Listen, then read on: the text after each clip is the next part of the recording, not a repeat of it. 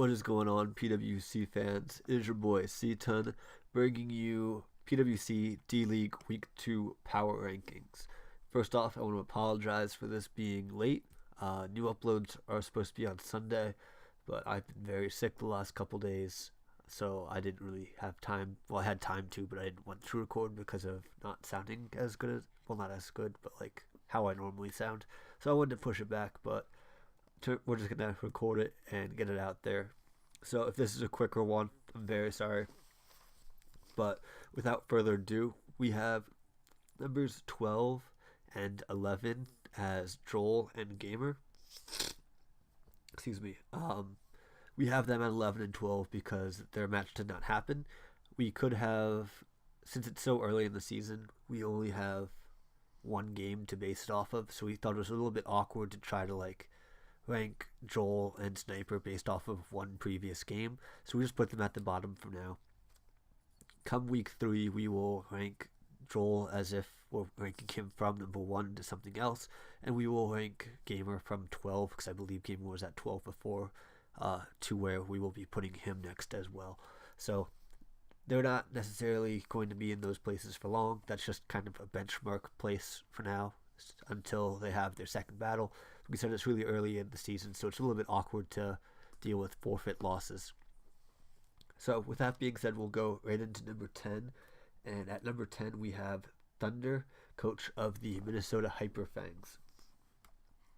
So one of the things that put him down very early, very quickly for our list was he had an incredibly passive mon like Albamola, and it didn't have Shed Shell against the team with Gothitelle. When you're playing up against Gothitelle, you can't have passive mons that either don't have momentum in U-turn or baton pass, something like that, or you need to put a Shed Shell on it. Otherwise, Gothitelle is just going to set up in your face. So that was a big issue that we had with Thunder's prep. Another thing that we noticed is that Thunder isn't really utilizing sub Heracross. Sub Mega Heracross is incredibly good, especially when you pair it with the likes of both Webs and Hitmontop. There was a point in the match where there was a non-invested Crustle in at -1, and he could have got in a Heracross for free, just gotten up a substitute, and then pretty much blown through 2 or 3 mons, depending on how his opponent played it. It's just a little bit better situational awareness. Instead, he ended up going into Galvantula, and Galvantula revenge killed that Crustle and allowed Slurpuff to get in for free. So a little bit questionable there, especially when you let your Intimidator and your potential Crustle or your potential Slurpuff answers go down early. When you're going up against a Slurpuff, you have to acknowledge that belly drum threat. Even if it is just a Slurpuff, if it gets that belly drum up, it's pretty much a good game if you don't have something that can take a hit. So keep that in mind as the battles are going on. Just keep late game present in your mind. Yeah, another thing, like keeping Weavile healthier would have been nice for potential Ice Shard, but I also get that you had to use that since you allowed Alamomola to get trapped by Gothitelle. You had to go into Weavile to get off that big nuke in order to try to get back into the game, so Gothitelle didn't just sweep at that point. We really like the team, and we think you have a lot of potential to bring this team around. It's just we think some of the prep isn't fully there yet. So keep working at that, and hopefully we can move you up in the near future. At number 9, we have Nate, coach of the Dallas Stravia, and Nate played really, really well in the first week, and a little bit not as well this week. Got a little bit unlucky towards the end of the game, but your early play really set you far behind from the start. First, the biggest 2 plays that really set you back, and you realized it right when they happened, or when you had Steelix in on the Latios, and you switched into Silvally Rock. I think Silvally Rock was a pretty good bring, but that Surf play from Latios was super obvious. He was going to hit your Steelix for super effective damage on the Surf and do a ton. Hidden Power Fire was pretty non-essential against your team, so Surf was definitely his coverage.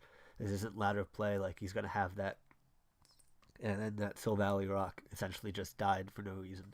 You got 20% off of life orb damage, so that was cool, I guess, on those 2 hits. But that was a huge turning point because you were down 6-5, and then the next turn you sent in Starmie, and then Starmie just died to a Draco that turn. So within those 3 turns, you lost Sylvali and Starmie with pretty much no threat. I think the sticky webs just kind of like passed over your mind, which I get. I did that in playoffs last season. It's totally understandable. Just try to keep yourself a little bit more in the moment of the battle to avoid situations like that. Um, I thought the sub Kieran Black set was a very, very strong bring, especially with how many switches that Kieran forced in the matchup. It could have bluffed Scarf, could have done so many things. Then getting up that sub was really nice. I think um, you played it pretty well as well. You kept it around and utilized it very well to the late game. But I think ultimately those couple misplays really set you back, and they were pretty big misplays. So that's why we ended up bringing you down to 9. Like we said, you got a little bit unlucky towards the end of the battle with player off miss, I believe it was. I think something got crit, but I think at the end it wouldn't have changed too much based off of how you played in the beginning of the battle, because I think the end game was pretty much locked up for OP once those 2 mons went down. So that's what we have you at number 9. Moving on to the next slide, at number 8, we have the Borisha Pichus, and that is coached by HK Saul. Let me find his battle real quick. Saul played Smeargle this week. I haven't mentioned records. We'll move back to the last slide. Joel is 2-0 at +6, I think. Sniper or Sail Excadrills are 0-2. I don't know. I don't remember the differential, but 2-0, 0-2. Minnesota Hyperfangs are 0-2. Dallas Trillias are 0-2. HK Saul and the Borisha Pichus are 1-1 at this point in the season, and we have him at number 8. He ended up winning this game, but it was pretty luck dependent. So we have him at number 8. I thought there were a lot of really odd plays throughout this battle. Again, similar to last week, we thought Full Corona came in at a really poor time. You brought it in with like 4 turns of sand left, and it got up to +2. And it, like, if the sand wasn't around, you would have been able to pick up a bunch of other kills. But you brought it up with sand around, and then just allowed it to get revenge killed by an Excadrill, because Sand Rush obviously allows it to outspeed Volcarona. Bringing it on the circuitry was smart. It's just pacing it so that way you don't have to deal with Sandstorm, and like making sure that the threats that stop Volcarona setup are gone. So just make sure you're paying attention to that in the future for Volcarona setup. We thought it was really odd that you were willing to sack Empoleon on the second turn of the battle. You basically came in, led with it, clicked Grass Knot, and your opponent clicked Earthquake. You took like 80% or 72%, and then you were just going to let it die to the next Earthquake. I mean, it worked out for you because Smeargle made a very aggressive double out, and you ended up getting some chip damage off, but it was a little bit interesting that you were willing to sack it off so early, and then you just let it die on turn 4 to the circuitry. So that was a little bit strange. We thought the Garchomp set was really cool with Dragon Tail. Really being able to work around a lot of his team. It worked out even better because it turns out that Smeargle was Magnet Rise Excadrill, so you were, able to send that thing out. You also would have been able to send it out on potential Swords Dances. So that was really cool prep on your part. Also really good prep on the Magnet Rise Cobalion. You have to kind of predict around the turns that when you have Magnet Rise up a little bit better, because the Magnet Rise did end up like getting worn down, and we think the Rock Polish Diancie would have been better to bring in a little bit earlier game, but it was a really strong bring for this matchup. So some really cool prep. We see a lot of potential here. Without the Thunder Wave on Thundurus, I think you would have ended up losing this game, but I think there was some really solid prep all around for you in this game. So that's why we have you at number 8. At number 7, we have Tim, coach of the New Jersey Devils, who beat Thunder. And Tim is now at 1-1 as well. Again, I'm sorry I didn't write down differential for this week. I'll work on that for next week. Again, this is pretty much me just throwing this together at the very last minute. But anyway, first off, I want to commend you on being a really good sport, Tim. Having to go through the replay of the battle, and then additionally, when you started the second time battling, turn 1, your opponent misclicked, and you just were like, oh yeah, it's cool, we'll just restart. And you just gave him the restart. Really cool. I really commend that sportsmanship to offer that. It seemed odd, like when I was watching through the first time, but it actually was pretty brilliant the way you sacked off Embor on the second turn of against the Alamamola. You went for the flare blitz turn 1, took the Rocky helmet, and you killed it with the wild, or you killed yourself with the wild charge, allowing you to get in Gothitelle to trap this thing very, very easily. You noticed that it was Rocky helmet, so it was a very easy trap for you. And what we kind of scolded Thunder for, we're commending you for. You noticed the scenario, and you took advantage of that. We would have liked to see you get to +6. There are a lot of times in battles where I say, you don't need to keep setting up, but like against that Alamamola, even if Scald crit you, it was doing maybe like 25%, and then you just rest another turn, and then just wait a little bit longer. Yeah, it's a little bit of a boring way of playing, but I mean, it's the smartest play. And then you probably would have ended up taking out that Weavile on the Thunderbolt rather than just barely missing out on that kill. So that's one thing that we noted, that we'd like to see you get to +6, especially when it is that free. If it's a little bit more controversial, like if a crit would end up like killing you or getting you in a very bad situation, then obviously we don't want you to continue risking that.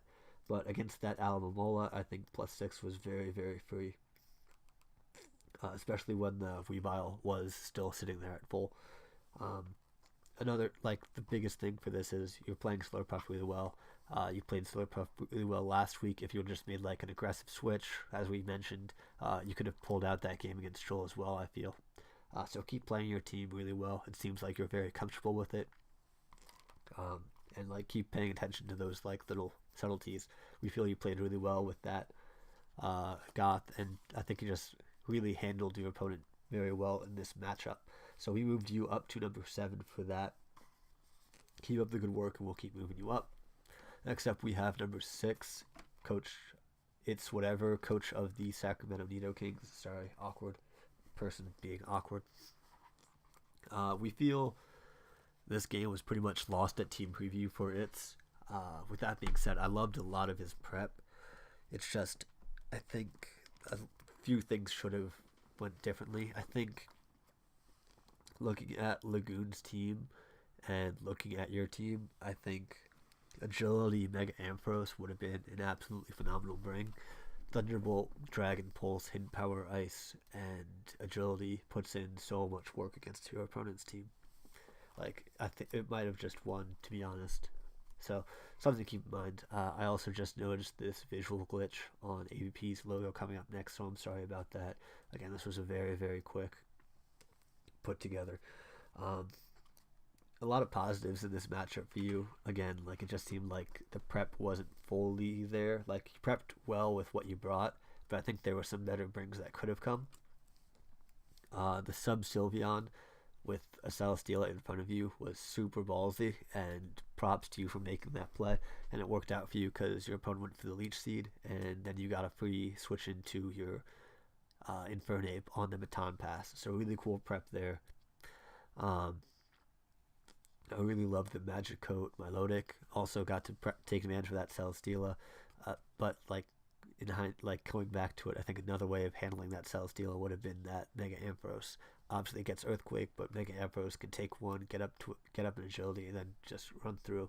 So just something to keep in mind for the future. Mega Ampharos is really good, but it's really situational, and I understand when not necessarily pulling the trigger on it because it is a little bit of an awkward mon, and like I'm not crazy about it, but it's very, very strong. Made really nice scouting plays throughout the battle. Heel block on Bronzong was really cool. Like you had a ton of cool preps to like take on big threats, but I feel like there were simpler ways around it. I felt like your team was very gimmicky. All of those gimmicks seemed to work, but I feel like there were just more straightforward ways to get through the team. Um, the biggest issue as to why we have you at 6 in the 1-1 teams is that you could have won if you just clicked Rock Polish instead of Sword Stance, assuming that you had it. If you had Rock Polish, you won at that point if you clicked it. Unless his Alola Ninetales had Ice Shard, which it very well could have, given that you have the Landers theory. But yeah, Rock Polish is always better than SD, especially when you're in late game. Getting that Rock Polish at first when there are other threats around you, that outspeed is absolutely essential.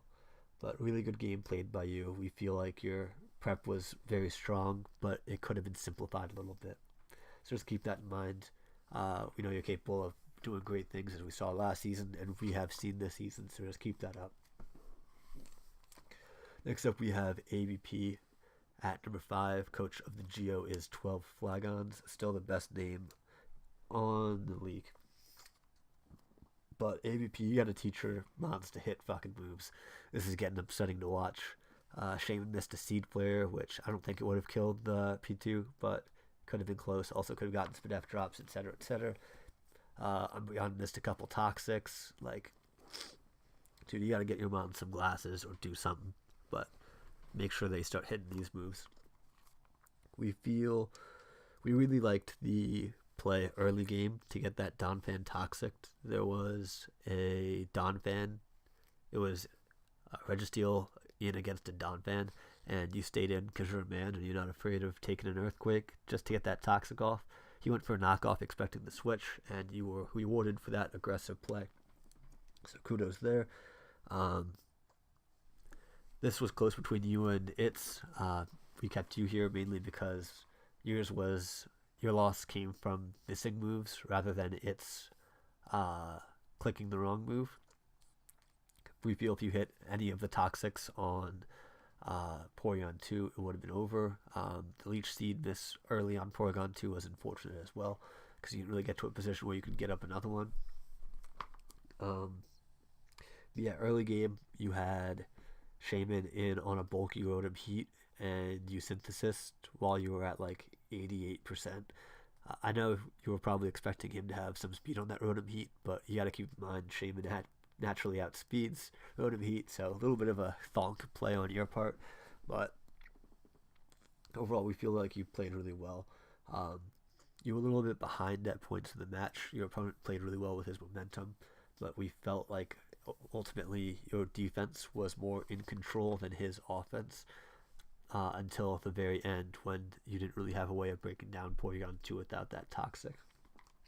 I really liked the inner focus tech on Umbreon over Synchronize because one, it helped with Jirachi not being able to flinch you down, and then you can revenge it with the foul play. And additionally, if that Umbreon did hit a Toxic on Porygon 2, you wouldn't synchronize it onto yourself.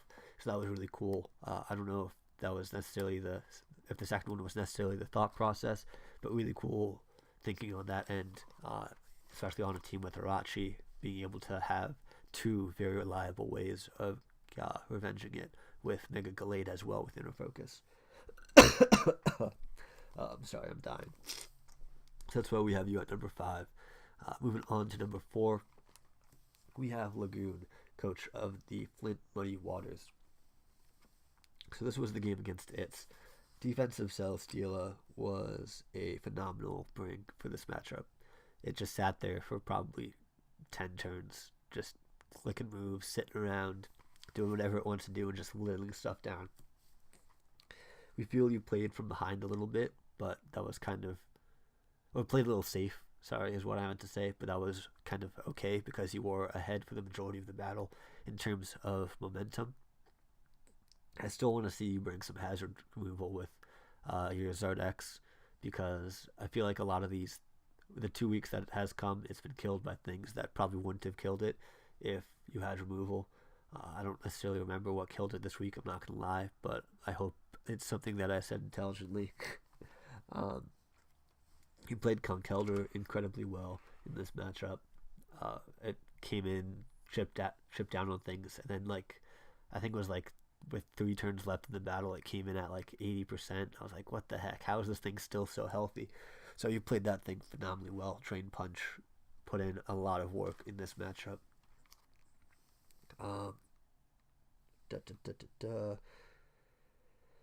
da, if you're bringing Smeargle, it needs to come as a lead, pretty much. Or I guess not necessarily needs to come as a lead, but it just you can't switch it on attacks because that was just. I mean, it was a sack. It was a smart sack the way you sacked it, but like it's just a wasted mana at that point, unfortunately. So keep that in mind when you're prepping. I thought the Bloom Doom set on Decidueye was incredibly intelligent, especially given the team that it's brought.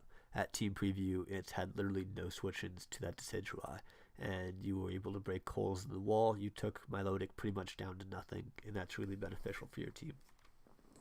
So you played it really well.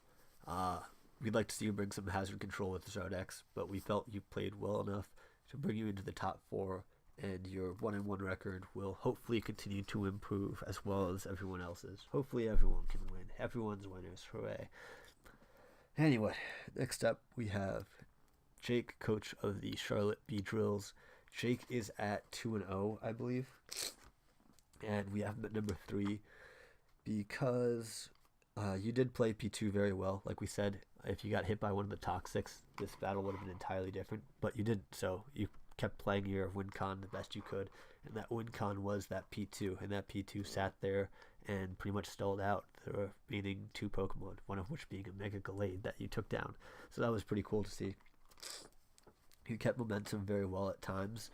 One of the big things, it's not necessarily like a big negative, but when your opponent has like a Registeel type Pokemon, just like a really bulky Steel, when you have Nihilego win, make the double, because Nihilego just invites Steel types in, given that its only coverage is Hidden Power Fire, and unless it's like modest specs, Registeel is taking like 18%, even with Nihilego's ridiculous special attack. Sorry, this has been a long video, even though it's only 20 minutes. Holy shit, it's only 20 minutes. I'm so sorry for this, by the way. So we'd like to see you make some doubles with Nihilego. With that being said, you made some very strong doubles in other points in the battle, so keep making those aggressive plays. I feel they really helped you get to the point where you could keep your win cons around. You played very aggressively around Umbreon, luring it in, going for the Moonblast on the Protect, and then making the double into his designated Moonblast switch in. That was very, very strong play on your part. We'd like to see that continue. I feel you played really, really well, and you would be too on most weeks, but given that you're one of the 2 undefeated teams left, but we feel at number 2 we should put Smeargle, because Smeargle played very, very, very, very well. It's just Pokemon is a stupid game, so he lost. Smeargle is at 1-1, and he played HK Sol, Barusha Pichu's. Yeah, Pokemon is just a shitty game. For the Magnet Rise, Excadrill was a really good set. Took advantage of that Garchomp, other than the fact that it had Dragon Tail, which was really good prep on your opponent's part. Yeah, when your opponent went for Cobalion, when your opponent's Cobalion went for Majora's, holy shit. Like, I was watching and I was pretty much like, alright, GG, it's over. But you played around it really well. You used Scolipede as a nice little pivot, got the Rock Slide off, protected, Baton passed into Excadrill on the Rock Slide from your opponent.